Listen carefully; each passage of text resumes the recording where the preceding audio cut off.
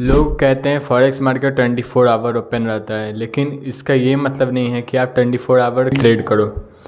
ये याद रखना कि मार्केट ओपन होना और मार्केट प्रॉफिटेबल होना दोनों डिफरेंट चीज़ होती हैं।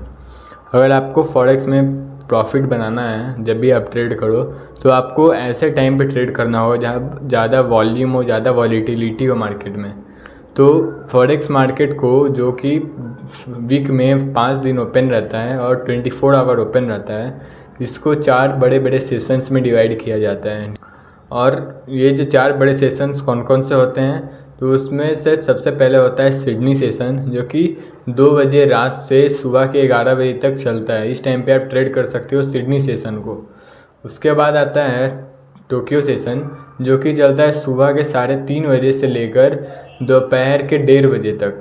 उसके बाद आता है लंदन सेशन, जो कि चलता है 1:30 बजे दोपहर से लेकर 10 बजे रात तक। इसके बीच में आप ट्रेड कर सकते हो। उसके बाद आता है लास्ट न्यूयॉर्क सेशन, जो कि चलता है 6:30 बजे शाम से लेकर रात के 3:30 बजे तक। तो देखो, फॉरेक्स में जो आप सेशंस को जो मैंने बताया, ये 4 सेशंस होते हैं। इनमें सबसे बेस्ट टाइम होता है जब 2 सेशन ओवरलैप कर रहे होते हैं। ओवरलैप करने का मतलब है जैसे कि न्यूयॉर्क और लंदन सेशन है, तो ये दोनों को टाइम को आप देखो तो ये दोनों टाइम ओवरलैप करते हैं 6:30 बजे से लेकर 10 बजे तक। ये जो 6:30 बजे से 10 बजे तक का टाइमिंग होता है, वो सबसे ज़्यादा, यहाँ पे सबसे ज़्यादा लिक्विडिटी होता है, सबसे ज़्यादा वॉल्यूम होता है, सबसे ज़्यादा वॉलीटिलिटी यहाँ पे आपको मिल जाता है। तो यहाँ पे आप जाके सबसे बेस्ट टाइम होता है ट्रेड करने के लिए। अब मैंने तो ये बता दिया कि सबसे बेस्ट टाइम होता है फॉरेक्स ट्रेड करने के लिए जब 2 सेशन ओवरलैप कर रहे होते हैं तब।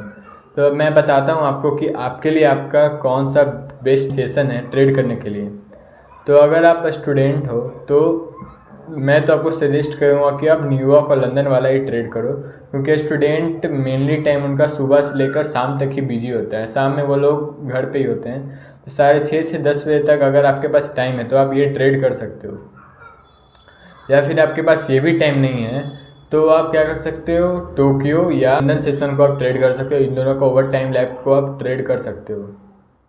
ये भी, इनमें जो है वॉल्यूम थोड़ा हाई होता है और इसमें आपको स्प्रेड कम देना होता है, इससे के लिए कि आपको फॉरेक्स सेशन ये सबसे बेस्ट होता है ये सारे।